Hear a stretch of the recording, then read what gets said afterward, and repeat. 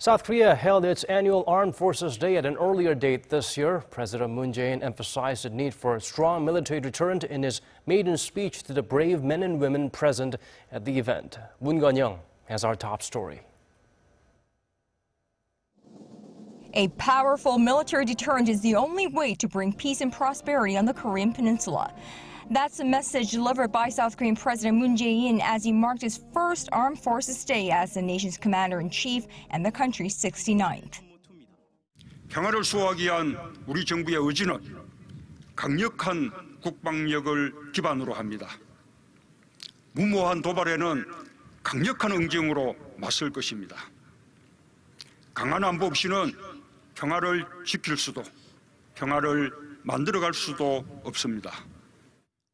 Speaking before some 3,700 military officials and men and women in service at the Navy's Second Fleet in Pyeongtaek, South Korea's new commander-in-chief called for utmost efforts to beef up the nation's own defense capabilities.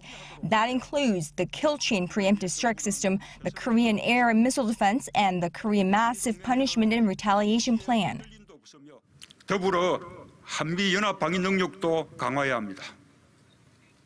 한미 동맹의 확장 억제력이 실효적으로 발휘되어야 북한의 핵 도발을 원천적으로 억제할 수 있습니다. That joint deterrence, however, must be led by the South Korean military. President Moon highlighted the need to bring back wartime operation control, or OPCON, of its own armed forces at an early date.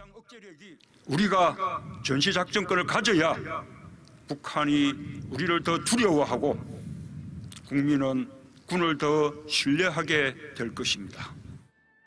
South Korea was originally scheduled to take back the wartime OPCON of its military from the U.S. at the end of 2015, but the transfer was delayed indefinitely under the former Park Geun-hye administration, which cited a need to further develop the country's own defense capabilities first.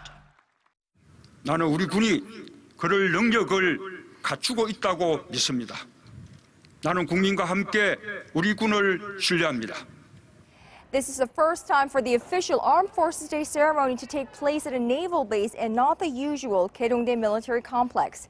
The Blue House explains the sizable venue was chosen by the president himself to accommodate all three branches of his military and reflects his resolve for a balanced growth of all three, the Army, the Navy, and the Air Force.